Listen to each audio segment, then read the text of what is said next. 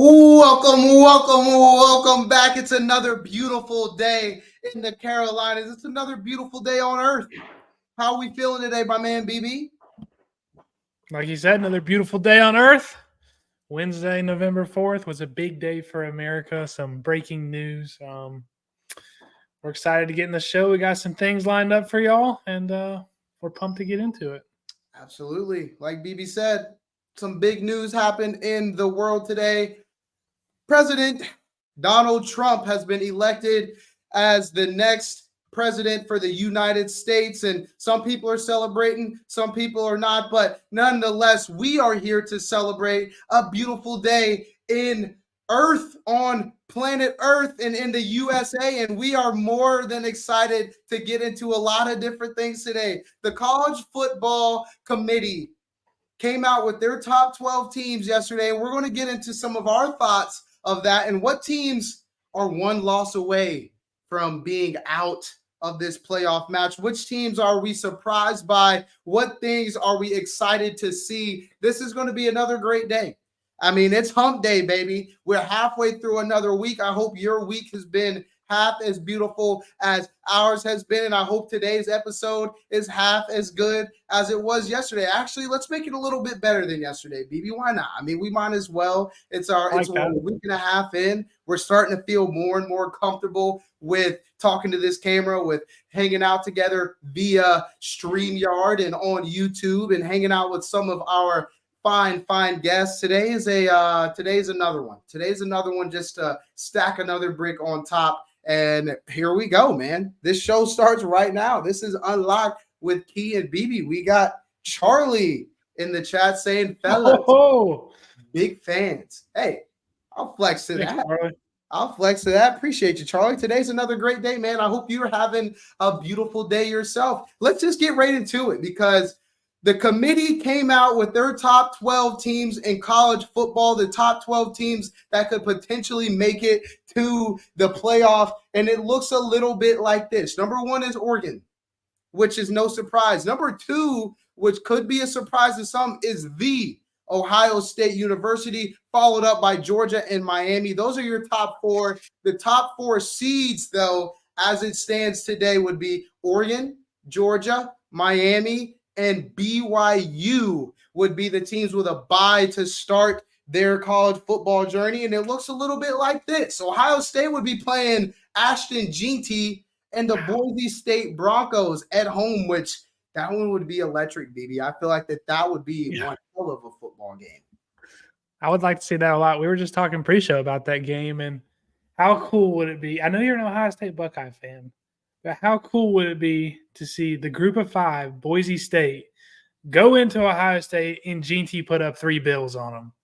That would be pretty sweet. That would be pretty sweet, but I'm going to be honest with you. He can put up 300 bills, and they're still going to lose by quite a few touchdowns to this Buckeye squad, because the Buckeye squad has some dogs all around.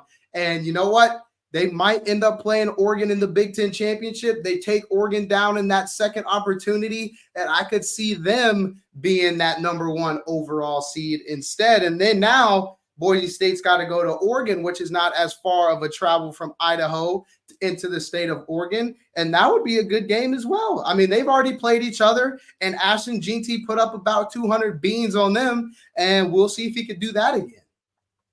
Yeah, it's just, I mean, even just looking at this graphic and the possibilities, I mean, this 12-team playoff first year of it, it's huge for college football. We never got to see these types of games late in the year. It was always, we would see them maybe first game of the season, or maybe if they made the Final Four original playoff format. But seeing 12 teams and the matchups we could get, I mean, I honestly can't wait for it.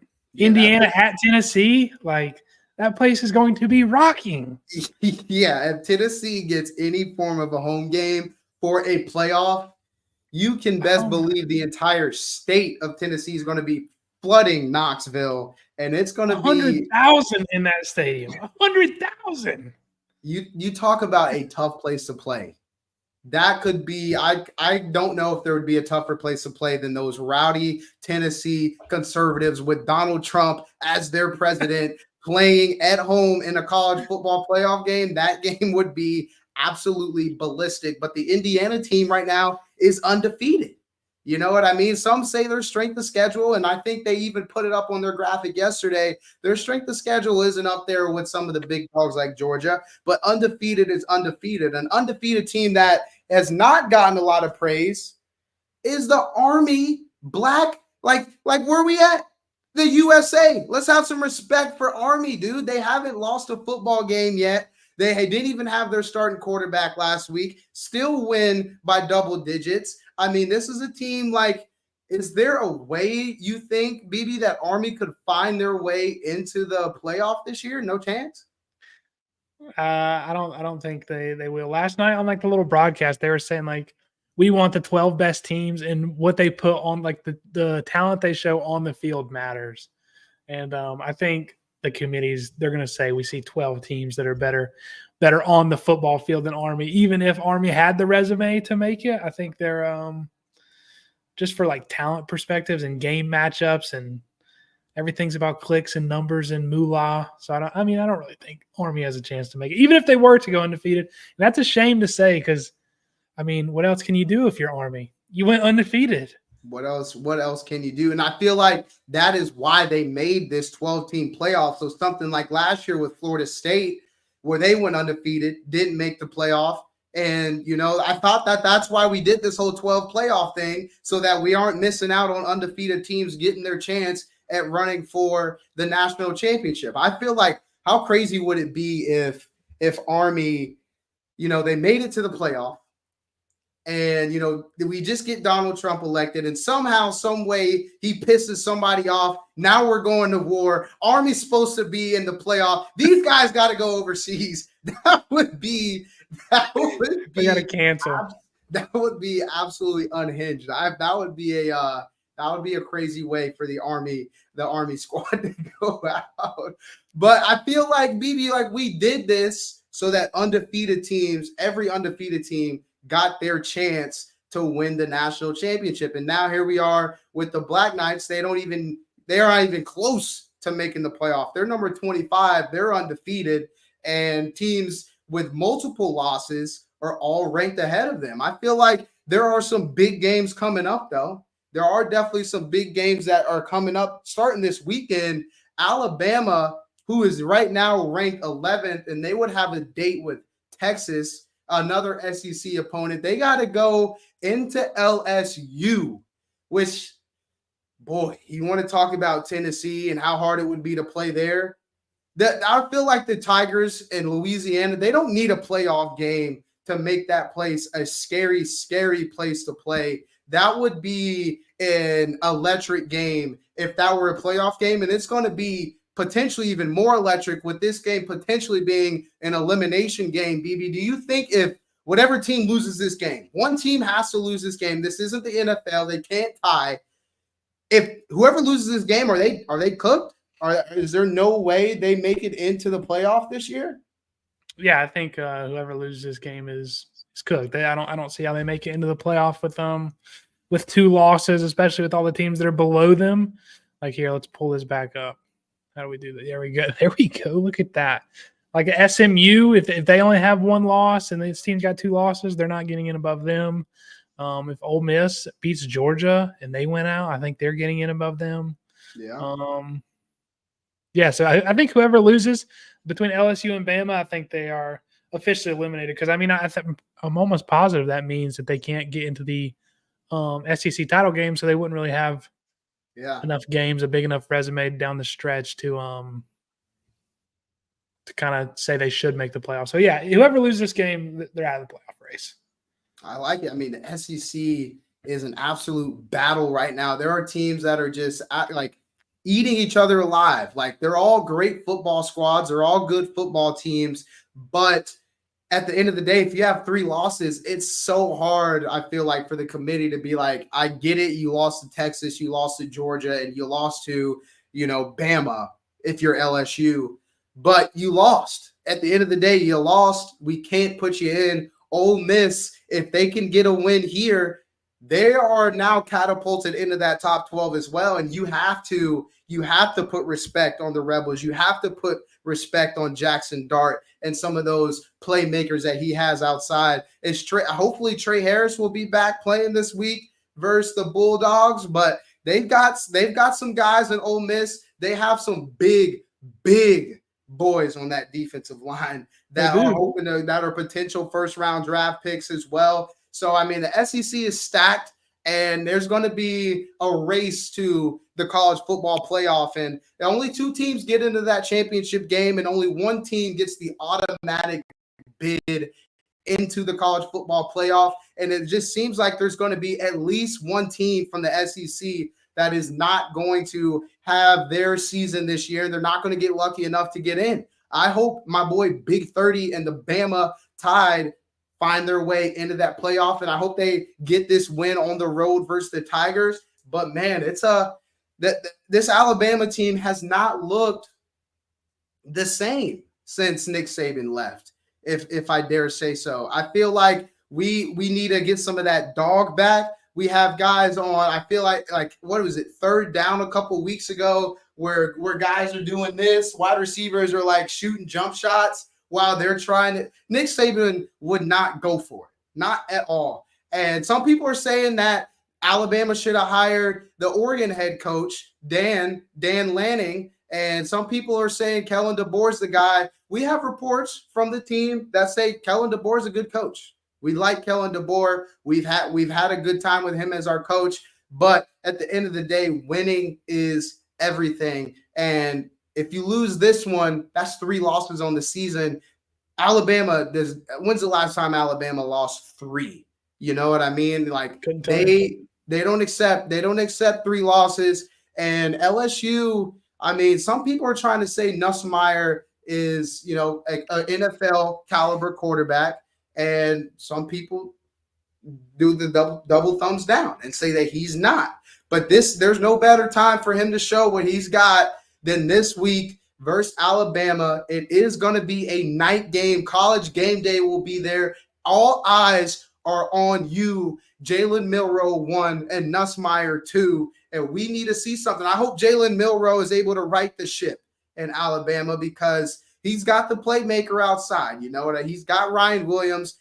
Some people say the best wide receiver in all of the land. I personally believe Jeremiah Smith is, but that's neither here nor there. He's got playmakers, and sometimes he was a first-round opportunity. And people had him as one of the first quarterbacks off the board to begin the season, and he's kind of had a struggle to start the year. He had a bye week last week. He might have needed some time to just chill out, get ready for this game versus LSU. Do you think Jalen Milroe, BB, is going to be able to pull it together and get a big win on the road versus a rival in LSU? I got the Tide winning this game for sure. Like we were talking about earlier, Nussmeier QB for LSU. I've watched a couple LSU games this year. Not sold on him. Milroe, like you said, he's had maybe a down season, some would say. Some people would say he's had a good season, but obviously he's a weapon through the air with his legs on the ground. Milroe's an exciting player to watch. I think Alabama is just an exciting team to watch. We've talked in our group chat about maybe their offensive play calls have been a little weird at times. Like we can't have a drive where we're doing 3 read options in a row. Like nope. Our QB is going to be dog tired. Like we got to mix it up. We got to use Jam Miller in the run game. I think they have enough weapons. I think they have enough star power on both sides of the ball to be able to win this game and compete in the college football playoff and maybe make a run for a title. I think they're that good of a team. So we also have insider information from our boy Big 30 that the team is locked in. So I'm excited for this game. I'm excited to watch Alabama, and I think they get a big win. I think so too. That's who I'm taking in this game as well. I do think that they get the ship righted, and I think Kellen DeBoer with a bye week is able to have more time, and LSU had a bye week as well. So both teams have had a lot of time to prepare for this game. But I think it's going to come down to coaching in a game like this. 100%. Is Kellen DeBoer going to be the coach that Alabama wants him to be and thinks that he can be, which is why they hired him. And I think that he's going to do it. I do. I hope that some big plays are made in this game. And nonetheless, it's going to be an electric atmosphere regardless. And it's going to be big time for both of these teams to win this game. And I think that that is enough wall material to talk to your team about. That's enough to be like, if you lose this, we're out. And I don't think that there is going to be too much talk in pregame. Everybody knows. We all know on the team. You all know in the stands. We all know, like on the broadcast, that this game is a playoff game. This game is a win and you're in, essentially, as long as you don't, screw up down the line. This is a win and you're in sort of situation for both of these teams. So I'm excited to see. I am very excited to see what happens in this game. Another big game in the SEC this weekend. The Ole Miss Rebels play the Georgia Bulldogs. And I believe that game is in Ole Miss, if I'm not mistaken, BB. Yeah, it is. It's at Ole Miss at the Vaught. That's going to be a good game. But last thing on the LSU Alabama game is this the biggest game of the year so far? Maybe. I mean, obviously, Bama and Texas Georgia and Texas played, and Georgia and Bama played, and those were higher ranked matchups. But is this the biggest game in terms of like college football playoff implications? I think maybe. Yeah, absolutely. In terms of the stakes, in terms of implications for the playoff, this is the biggest game of the year. I think so because of the exact reason of if you lose, you're out. Your season's over. Pretty much. And there is no way back in because you're not going to win the SEC championship. You're not going to have enough wins to make a case for yourself. And the only case that you have is the teams that you lost to. And come on, what is this? This isn't the YMCA. This isn't Youth League. Everybody doesn't get a chance because you lost the game. Everybody doesn't get the trophy because you lost the game. This is absolutely the biggest game of the year in terms of that. I feel like last week for Ohio State, that was a big game because if they lost that one, they could have been out. But in terms of guaranteed, you're done. Yeah. This is the biggest game of the year. I could not agree more. Yeah, let's set 7:30, Baton Rouge. God, can't wait. Come on, got to get the win there. And now we're looking at another game, another big game even, with playoff implications for especially one team, potentially both, because Georgia has a loss. They do have a loss. Yeah, they're number 3, but they're going to be in that same conversation with 2 losses of, okay, can we still make the playoff with 2 losses in this SEC where there's a battle to make it? And they're playing Ole Miss on the road, and Ole Miss has some demons. They have some very good football players, and that place is going to be rocking the same way as their friends down the road in Louisiana are going to be rocking. And BB, I have a feeling I know who you've got in this game, but you go ahead and you let us know. Who do you have? Because Ole Miss, they got to win. They're number 16 right now. If you can beat the number 3 team, you might be able to slide yourself into that 12th spot potentially. I'm not sure who would be out if everybody won, but Ole Miss, you have to put them into that top 12 if they're able to get this big win versus Georgia. Yeah, I mean, I agree with that. I guess if they win, does Georgia drop out of the 12 and then they just file in at 12? That's what I'm saying. I mean, Georgia, they mollywopped Texas. Let's be honest. They stomped on them.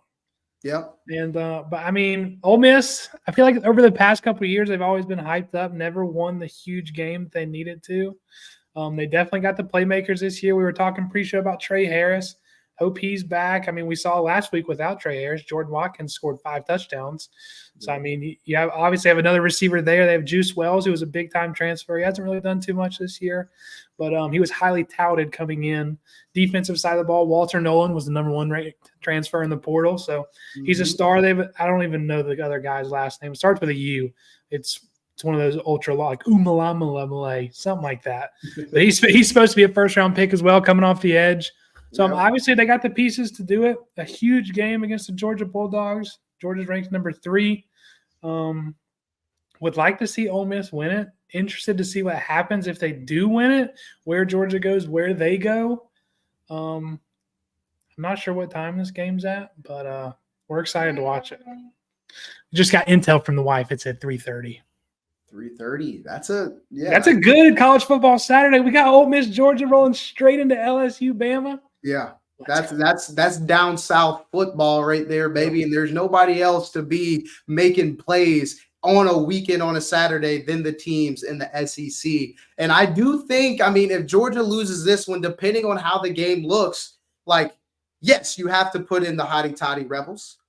But what happens to the Georgia Bulldogs? The Georgia Bulldogs do have another date with a team in the playoff currently, and that is the Tennessee Volunteers. They have them here in a couple weeks as well. So I feel like just for placeholder's sake, you could put Georgia at 13. You can leave Tennessee in. You slide Ole Miss into number 12. You move Boise State up a little bit as long as they win their games. And now we have another big game in the SEC where Tennessee, number 13 potentially, is taking on number 6 Tennessee for the ultimate game of the year. This, like, 2 games this week have huge implications, but the Tennessee-Georgia game could end up being a game. If Georgia loses to Ole Miss this week, that could be a game that has huge implications as well. And like you said, Walter Nolan is an absolute beast in the middle. I don't know how many pounds he weighs, but he can move with all that weight, with all that weight on his body. And I believe his name is Prince Uiagalelei. Some dude, it's not Uiagalelei, that's a Tennessee guy, but Prince something coming off the edge. He's a beast too. So it's not like your typical game where Georgia is able to just dog the team with run game, because Ole Miss has the guys that can compete with them as well. And there's no question about that. So it's going to be a question, I think, of who's able to win the game through the air potentially. And Jackson Dart, he throws darts. He threw for 500 last week. He threw for 500 and at least 5 touchdowns last week. Yep. And, Carson Beck has been a guy who's been, inconsistent with his play, to say the least. And, in the big game versus Alabama, he looks shook. So let's see if the Hotty Toddy can wreak some havoc in Mississippi at 3:30 this weekend. I think that's going to be a great game. That is going to be a game that I'm going to be tuned in. That's no doubt. And I'm sure you're going to be tuned in. So we'll see. We'll see what happens. It's going to be mandatory to watch that game in this household. Absolutely. That's been the knock on Ole Miss the last couple of years. Their D-line hasn't been able to stop the runs of the Bamas or the Georgias. That's why they haven't won these games. So what they do this offseason, they went out and got the best player in the portal at D-tackle, Walter Nolan. So we're going to see if they can slow down the Georgia run game and Mr. ETN. But I hope we see some fireworks. For you, who you watch Ole Miss for quite a while now, Lane Kiffin is the question mark, I feel like, at times. Like, is it Lane Kiffin? He had Matt Corral a while ago. Now he's got Jackson Dart. Like, he's had the talent. He's had the talent at Ole Miss. He's had playmakers. Do you think Lane Kiffin can coach his team to a big win like this? I mean, for Lane, it's always just been, he's kind of reckless on 4th downs. Like, it'll be 4th and 6, first drive of the game at your 50-yard line, and this guy's going for it. It's just, he's crazy. Sometimes it works in his favor, sometimes it doesn't. But like I said, generally it's just been the defense has not been able to stop the run against these big teams. And this year their defense has looked better. Sure that they've lost, but I'm excited to see what they do against the big dog. Yeah, I'm excited. I've got Ole Miss in this game. I do have Ole Miss in this game. I do think at 3:30 and finally in a big game, Lane Kiffin is going to lead Hotty Toddy to a big win versus the Bulldogs. And man, the SEC, how about it? I mean, Georgia has already played Bama. They've already played Texas. Now they're about to play Ole Miss, who's potentially a playoff squad, and they haven't even had their date with Tennessee yet. But I've got Ole Miss in this one, and then we'll see what happens with the Tennessee game for Georgia. Official take, who do you have in this game, BB? I don't even know what the spread is in this game. I think it's actually – no, I think I do. I think it's 2.5 Georgia. I think you got to give me the Rebs. Got to go for the upset. Got to go for the home team. Let's go. I'm here for it. Home dogs. We've been loving them. We love the home dogs. We do love a home dog. We absolutely do love a home dog. And I got Bama as the road team winning versus LSU. And that's how it's going to go. One home team win, one away team win. Bama wins, Ole Miss wins, and let's make this SEC real spicy. And let's see what they can all do. Our friend Carson Jones has the dogs barking their way Carson into Ole Miss. He likes dogs and Tide. Now roll Tide for me too. Roll Tide for me too. Yeah, roll Tide. I can't wait. Yeah, that one's going to be absolutely epic, and we'll see. But as it stands right now, though, Bama has a date with Texas in the playoff. Notre Dame, who lost to Northern Illinois. I don't even know what's going on with that team anymore, but they lost to Northern Illinois earlier in this season. They are currently in, and they have Notre Dame. What you got, baby? You know who Notre Dame plays down the stretch? This could be the only way that Army gets in. They play Army. If you knock off Notre Dame. Ooh, that would be they would have to knock off Notre Dame for sure. Let me double check this. Make sure yes. Okay. Yep, they do play. November 23rd at 7 p.m. on NBC. Is it in Notre Dame or is it in Army? Let me check on that real quickly. My bad. No, you're good. You will never guess where they're playing. Where are they playing?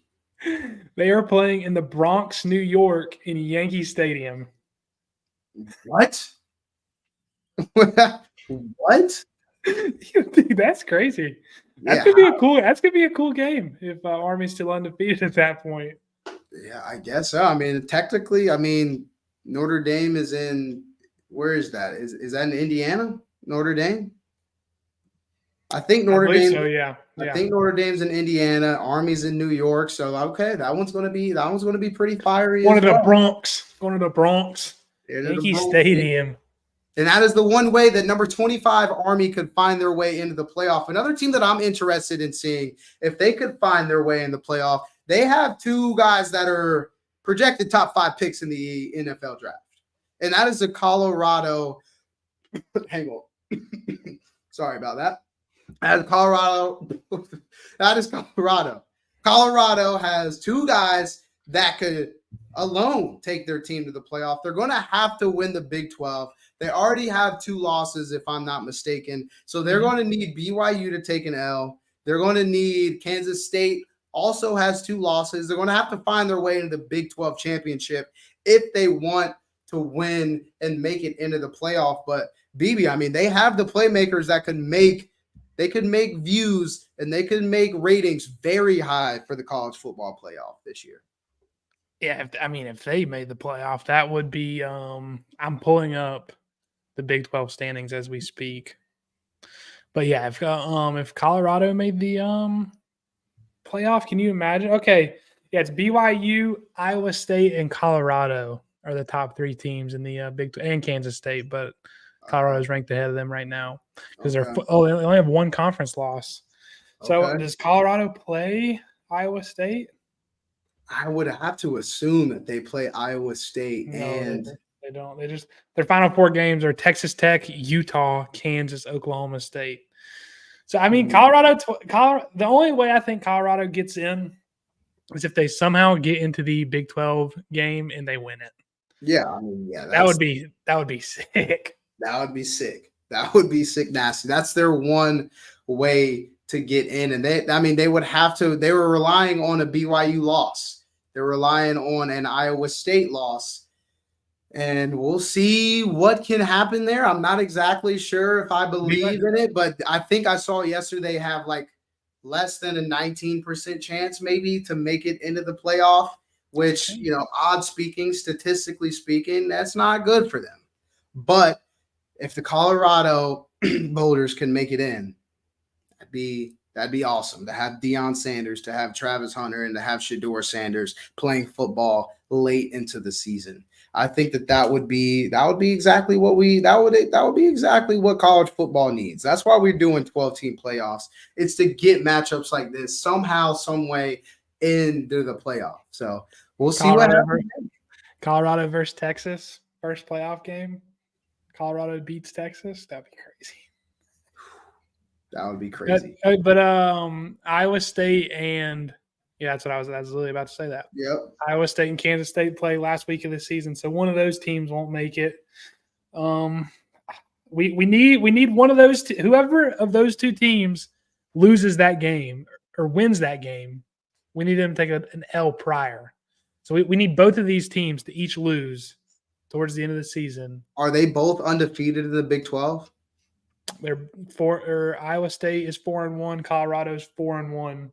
Oh no, Kansas State's 4-2 in the Big 12. So we need Kansas State to beat Iowa State. Okay, so Kansas. And I think State, we see Colorado in the Big 12 championship game. Okay, I love to see that. I love to see that. Then okay, so Kansas State is currently ranked 19.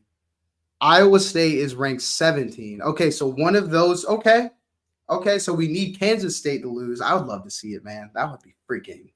That would be. No, we need Iowa State to lose. We need Iowa State to lose. Iowa State to lose. Kansas State to beat Iowa State, and that would be the way in. Okay. Yep. Okay. Good to hear. But before that, we have more games this week. We have the Ravens. We have the Bengals, an AFC North matchup in which some say is the best division in all of the NFL. And, that's home of the Ravens, the Bengals, the Browns, and the Pittsburgh Steelers, who made a couple of big moves yesterday. It looks like they're going for a playoff push, signing Mike Williams or trading for Mike Williams, bringing him into Pittsburgh. And Russell Wilson's going to be just throwing the ball deep every single play, it seems like. But the Ravens and the Bengals, we all had Lamar Jackson ranked as our number 2 player in the entire NFL yesterday. And Joe Burrow last week threw for 5 touchdowns. This is going to be one heck of a football game. Jamar Chase is playing. T. Higgins is doubtful as of right now, but we're going to see a little bit more involvement from Deontay Johnson. I would have to assume Derrick Henry is Derrick Henry. He is the king. And, the only reason that he is called the king is because,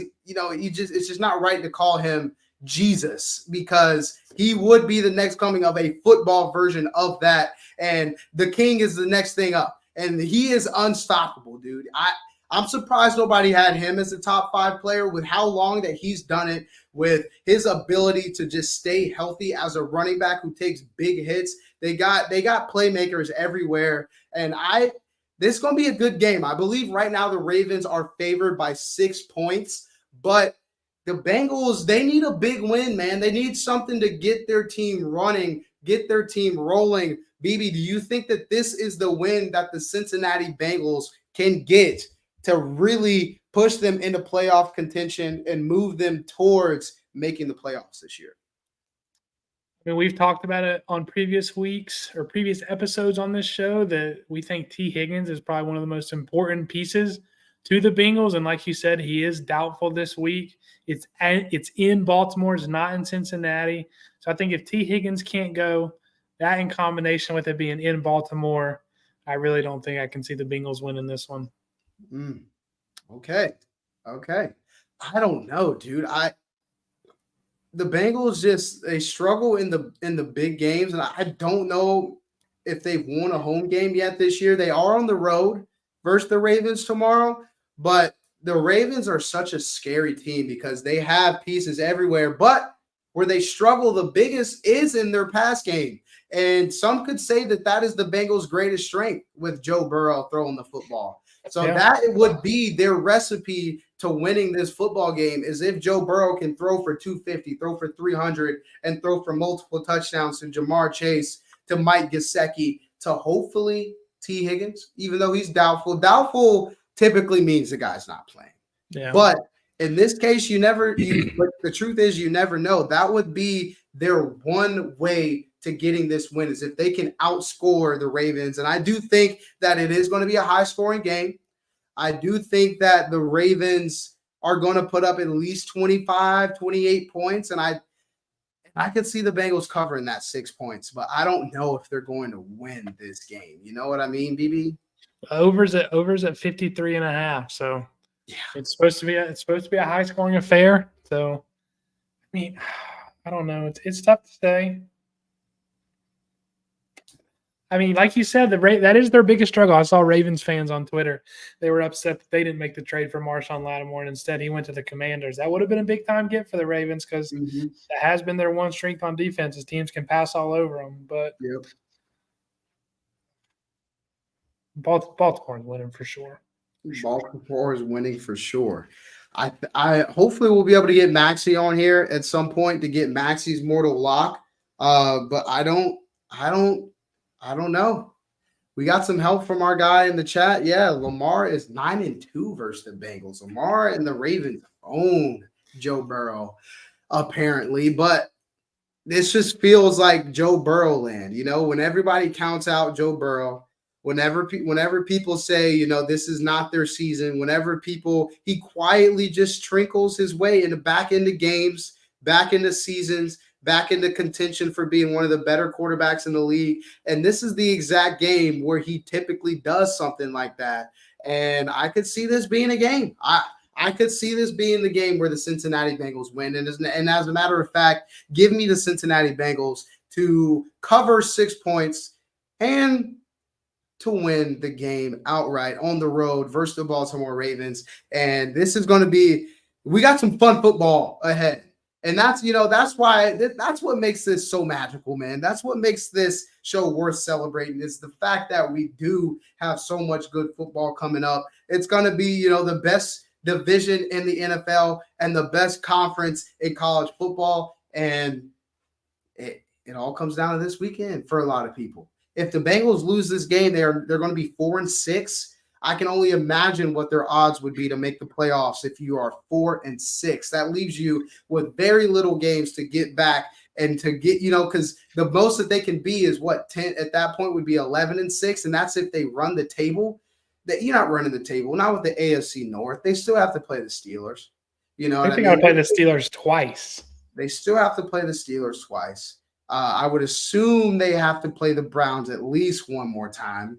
Yep. Like, that's a tough division, and the Browns are a team, and the AFC North is the division where you just never know who's going to win the game because they're always dogfights, and they always all have each other's numbers. Even though Lamar is 9-2 versus the Bengals, that's cute, that's cool, but the AFC North is one of those divisions where it's just a battle every single time they strap on the pads. That's real football. It's click-clack and it's pow every single time. Yeah, I mean, I just pulled it up. It was 41-38 when these two teams played earlier in the year. Ravens squeaked one out in overtime. So it's gonna be a high-scoring bout. It's gonna be a close game. I kind of like your pick with the +6 Bengals, but I think the Ravens and Lamar pull it out in the end. Okay, we'll have to see. The thing is, I feel like Lamar and the Ravens, they typically have that game where you're just pretty disappointed in what you saw, and that was versus the Browns. So I don't know if you're going to get too much of that from this team that we all believe can make it to the Super Bowl, especially with the acquisition of a Deontay Johnson. Like, I feel like Harbaugh he's going for a Super Bowl, and I think that he also learned his lesson last year in the AFC Championship of, okay, we have a recipe that works. Let's not get away from that. Let's not dive into something that we are not. And I feel like that's the kind of stuff that you learn in big games versus the Chiefs last year, and you have to win games like this. But I also think that people have counted out Joe Burrow for what reason? They've counted out the Bengals. I get they're 4-5. They had a terrible start to the season, but since then they have looked like a team under the radar now that have won some big games, that have had some great games, and I think the Cincinnati Bengals pulled this game out, BB. I do. I really do. I like being split on the picks. That makes it more interesting. We got some stake in the game now, so we're definitely gonna be tuned in. We're excited to watch it. We're excited to watch it. That's really what the episode's got for us today, BB. I don't have too much more to add. We got some big football games coming up this week, and we'll see what happens. We'll be back tomorrow to review a little bit more. We believe we're having a guy that's going to be in the biggest game of the year, as we've called it. Caden Jones is going to be joining us. We're going to get a little bit of what's the locker room feeling like. Do we feel the pressure from this LSU game? Do we feel as though it's do or die? Are we ready to play? How is Kellen DeBoer? How has he been treating the team through the bye week? How are we taking these 2 losses? How is Jalen Milroe feeling? How is everything around this team right now? And we're excited to get into that tomorrow. But for today, that'll do it. So we got some big college basketball too this weekend. We do. The number 9 Tar Heels are going to the number 1 Kansas Jayhawks. Gosh, this weekend it doesn't get much better than this. Especially when college basketball starts intertwining in with the college football and with the NFL. This is the time to be alive. Is right now. This is the time to be alive. How do we feel about the Tar Heels this weekend versus Kansas, BB?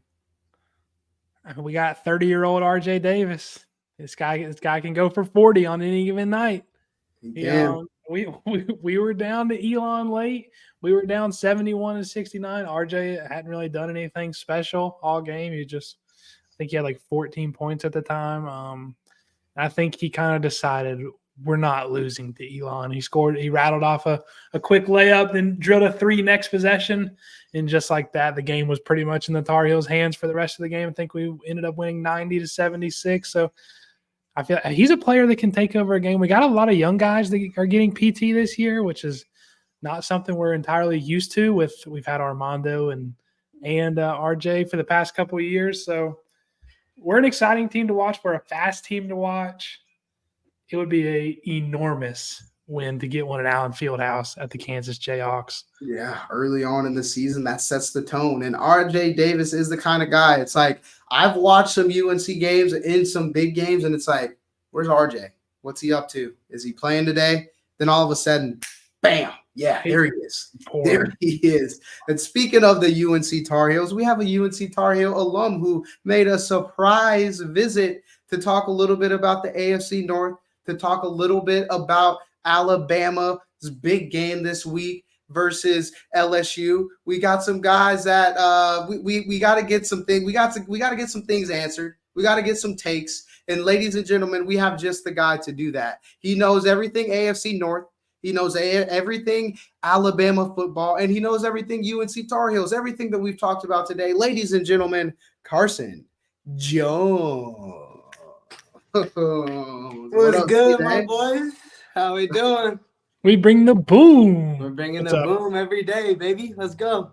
I like the big 30 jersey. Yes, sir. You know what we do? We gotta. How you feeling about this LSU Bama matchup this weekend?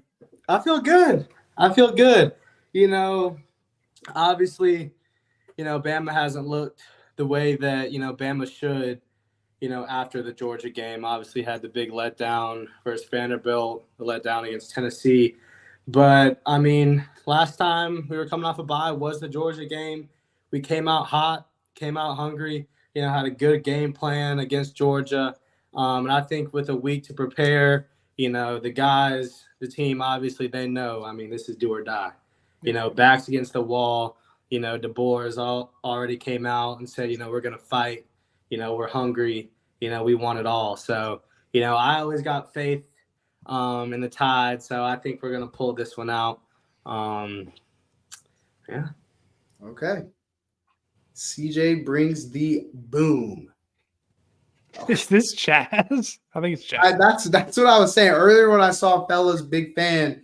I was wondering, okay, Charlie, who could it be? But now I'm seeing CJ brings the boom. It's Chaz. Yes. It's definitely. I mean, CJ, this is like, it's about as big as it gets in terms of games. BB asked the question earlier, is this, I know Big 30 and Bama played Georgia earlier in the year, and that was, the biggest game to date, but this has huge implications. Is this the biggest game of the college football season, all conferences, all teams combined? I'd say to this point, yes, it is. Because, I mean, obviously those games earlier on in the season are huge games. You want to have those on your resume. But as far as, like, direct impact on the college football playoff, I mean, this is the biggest game of the year. Whoever wins this, they're looking good. You lose this, you're done. Yep. I mean, it's simple as that. This is a playoff game. this weekend. And I think, everybody knows that. Both teams know that. So I'm going to roll with the Tide, baby. You know how we do. Roll Tide. This Yes, is sir. typically when you see the best out of Alabama football is in these games. And the thing that you normally see is the consistency with Nick Saban. But seeing the Georgia game earlier this year with Kellen DeBoer, it's hard to say that you're not going to see the very best out of Alabama. And I think that honestly, they haven't even shown their best this season. There's still a pedestal for them to climb. There is still a place for this team to go. And there's no better way than off of a bye, going on the road, knowing implications are about as high as they can get. There's no better time in a season to officially introduce yourself as one of the top 12 football teams in the entire country. And I feel like Kellen DeBoer is going to do it. I think so too. I think so too, man. I mean, Alabama is still yet to put together, a real complete game. Earlier on in the season, the defense was kind of figuring some stuff out. The offense was firing on all cylinders. After the Georgia game, the offense has had some sputters, but the defense has picked it up.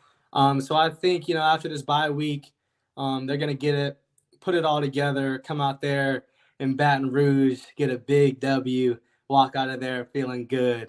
Let's do it. Let's do it. Yes, sir. That's what we're hoping W's. to see. A couple weeks ago, we were talking to Big 30 Caden Jones, and he said that the defense, listen, after that Vandy game, everybody was a little down. We were, we didn't feel great about that game, but we got our swagger back, and we're feeling good. And I think that this team does have the swagger back, especially having some time off. You're going into the back end of this season. I know the defense has the swagger back. Do you think Jalen Milroe has that same swagger that he showed late in the season last year? And this is around the time where Jalen Milroe really became the guy in Alabama and became a potential first-round draft pick. Do you think that we're going to see that from Jalen Milroe again this year, CJ? I do. I think in the biggest games, he usually steps up, gets back to his roots, and just goes out there and makes plays, man. I think, at his best, he's using his legs. He's the best athlete anytime he steps on that field, any field he steps on. He showed that in the Georgia game, and I think he's really got to just get back to that. All these quarterbacks that are mobile, they want to prove that they're a pocket passer, that they can do it from the pocket. But the thing is, you use what makes you the best. And I think, with his legs, his ability, to put pressure on the defense, I think that he's really got to get back to that. I think the offensive coordinator needs to do a job of, calling plays to let him make plays with his legs. And I think everything will come after that. So I'm feeling good about this weekend. I think Milroe and the boys and the defense will come ready to fight. LSU, they're going to put up a fight too. People say night games at LSU are as good as it gets. So it'll be a raucous crowd. They'll be going crazy. I'm sure there'll be a lot of celebs there. But I feel good about it. Yeah, you can best believe big ass Shaquille O'Neal is going to be. I think I already saw a report that he was coming. So yeah, and I'm sure with Joe and Jamal playing Thursday, they could pull up down there. So it'd be nice to give them an L with them in the house too. Yeah, a little bit of AFC North shit talk. I like that. Do you think, EB, do you think there's any way that over this last week with the bye week and everything, preparing for this game, Nick Saban went into Tuscaloosa and just was like, "Hey, Kellen DeBoer, they named this field after me. This is the house I fucking built. You're not about to embarrass us and go. We're not losing 3 games in your first season, all right, buddy? I didn't hire you. I didn't bring you in for this." Do you think there's any way that Nick Saban had the opportunity to make it into Tuscaloosa and have a couple of words, maybe for the team, definitely for Kellen DeBoer, BB? I'm sure Nick Saban and DeBoer have had conversations. I doubt they went like that specifically. In regards just this past bye week, I mean, maybe they've had a conversation. I doubt he's said anything like you better win this week. But maybe he's offered some advice, and with or without the advice, give me the Tide. We're rolling Tide. Yeah. Roll Tide, baby. Roll Tide. Another big game, CJ, in the SEC we've covered today. is the Dogs. Is the biggest rival of the Alabama Crimson Tide. They're going into Ole Miss. And I don't know if you saw this, but for Ole Miss, this is the biggest game of their season. They are currently ranked 16th, and they have to win this game if they want to make it to the playoff. And we talked about it. They've got the guys to do it. They have the big dogs in the middle to compete with Georgia Bulldogs, and they have the playmakers on the outside. Hopefully Trey Harris is back. They've got the quarterback. The biggest question mark is Lane Kiffin. Can Lane Kiffin not make TikToks with his daughter this 1 week, and can we go out and get a big win, please? CJ, I know that you don't love the Georgia Bulldogs, but you have major respect for the Georgia Bulldogs. Do you think that they could potentially lose on the road versus Hotty Toddy? I think it's definitely a possibility. I mean, every time you step out on that field, especially in the SEC, you can take it out. Doesn't matter who you playing. Whenever you're Georgia, you got that big target on your back. Everybody wants to take them down. I mean, they haven't lost to anybody outside of Alabama in, I don't think, 2 or 3 years. I think it's like 48, 49-0 versus non-Alabama teams in the regular season the last 2 or 3 years. So, I mean, it's going to be tough. It's a possibility. But until Ole Miss shows me that they can beat one of the big dogs, I got to roll with the big dogs. I'm going with Georgia. I mean, Ole Miss, they're a good team. They're not the little bro. They're probably they're the middle child. They're looking up to big bro. They're not quite on his level. They try to get on that level, but they just haven't, shown the ability to do that and go in and win big games. So until they do that, I got to roll with Georgia. But, I'm not counting them completely out. So we'll see. Okay. Yeah, we got some fun football. We got some fun sports going this week. We also have your Chapel Hill Tar Heels in a big one versus the Jayhawks in Allen Fieldhouse. And CJ, I'm not kidding, man. It's going to be that one's going to be a dogfight as well. That one's going to be big, not huge implications because you can still make. I like the switch up. I love the switch up. But do you think that Carolina has the team this year, one, to beat Kansas, and two, maybe take it all the way and win in March Madness this season? I do. I mean, as we've seen before on this show, I got faith in my squad. I think college basketball, a lot of it is guard driven. I mean, we got the best guard in the country. We got the best player in the country in RJ Davis. He didn't start out hot last game. Wasn't shooting the ball very well, but like BB said earlier on in the show, whenever it got a little dicey, and everybody was like, what are we doing? Yep. RJ said, give me the rock, took over, and then it was smooth sailing from then on out.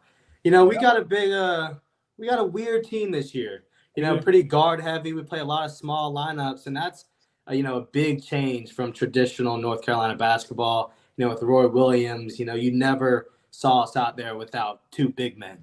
Yep. I mean, Kennedy Meeks, you had Isaiah Hicks, Bryce Johnson, Luke May, always had the big man out on the court, trying to rebound, push the fast break. But now we're pretty guard heavy this year.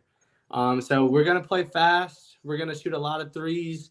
We're going to get after it. So I do think we have the team to go out and compete against Kansas. I think we're going to go in there and make a statement earlier on in the season. UNC is here. We're not going nowhere. Let's make a statement. Let's do it.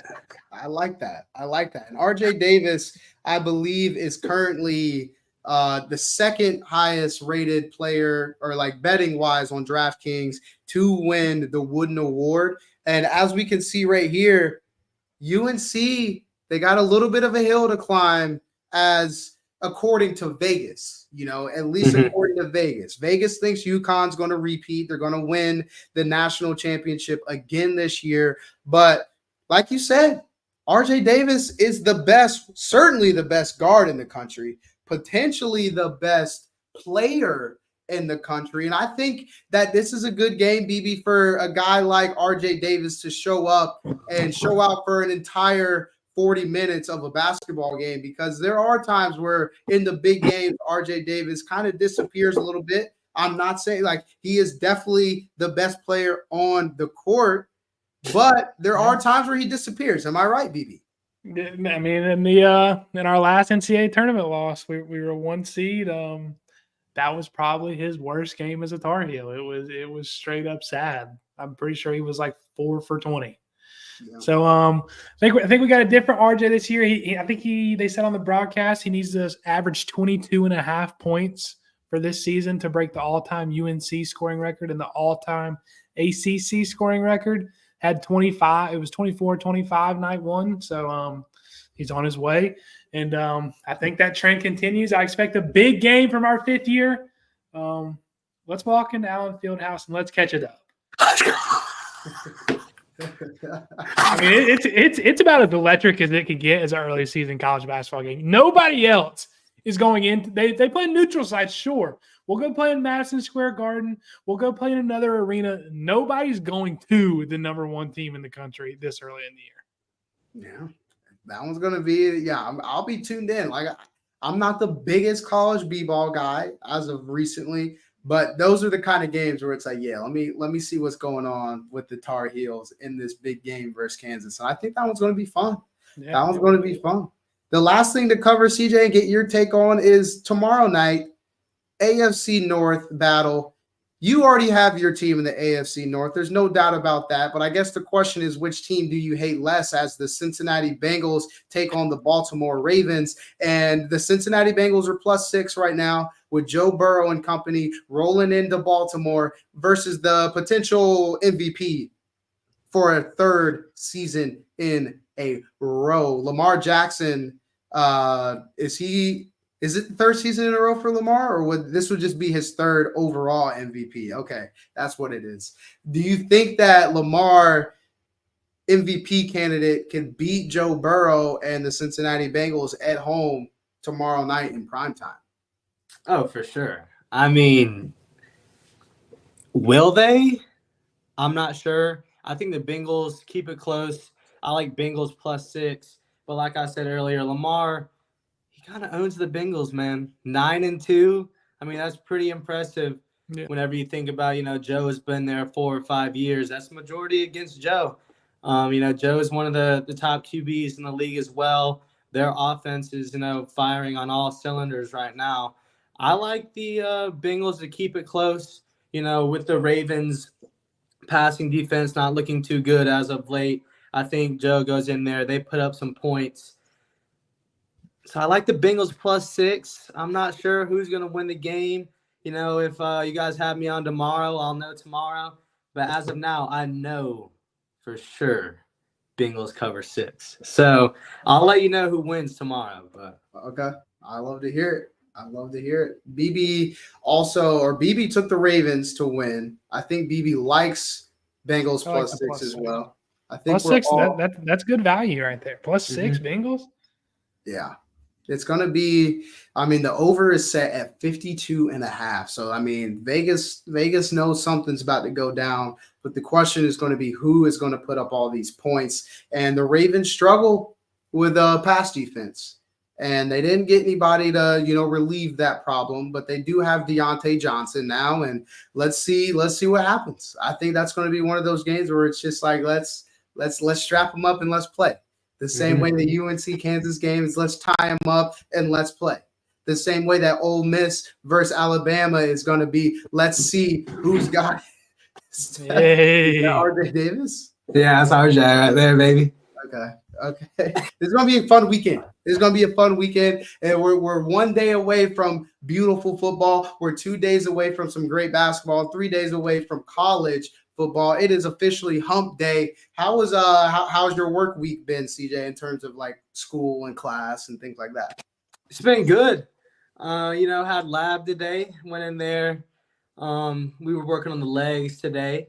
So we're skinning off some fat, trying to find some nerves, trying to find some arteries. And then we had foundations of doctoring in the afternoon. We worked on seeing the optic nerve through the eye. We worked on, what else did we do?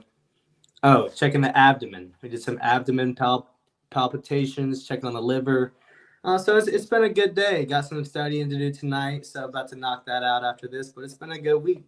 Okay, let's go. Let's go. In case anybody watching did not know, CJ is currently in medical school at Eastern Carolina University. So we're talking to a genius. All right. Let's watch the way you speak to this guy. Okay. Because you better have some respect for the guy that's going to be the guy whenever you can no longer feel your abdomen. He's going to be doing palpitations on that. When that top right ab is tweaked out, CJ is going to grab some scissors. He's going to grab a knife, and he's cutting in to figure out what's going on. So watch what you see. Have some respect. Yes, sir. I like that. All right. Well, that ended up great episode. We almost cut it short, but CJ came in to save the day as he always does. And this was a full, beautiful episode on a great, wonderful Wednesday on post-election. We have now named our next president of the United States. And at the end of the day, we all gotta live together. We're all out here. Just another day in the office, and we all get to choose love once again today. So whether you won, quote unquote, yesterday or lost, at the end of the day, the guy next to you is the person that you have to love every day. So appreciate you guys coming in, hanging out with us for a little bit. We're going to throw the fists up real quick, and we're going to close this bad boy out. A beautiful Wednesday, a wonderful Wednesday, another day to continue to get just a little bit better. Oh, baby, I've been in here sweating. But I hope y'all stacked one more brick, and I hope you guys enjoyed and have enjoyed seeing us grow a little bit as well. I hope you guys are doing the same in your own worlds. So we'll see you tomorrow. It's a beautiful weekend coming up. It's a beautiful day tomorrow coming up. It's another time to choose love. I hope somehow, some way we were able to make you smile today, and I hope you're able to go out and for the rest of this day and do the same. Tick, tick, tick. Ooh.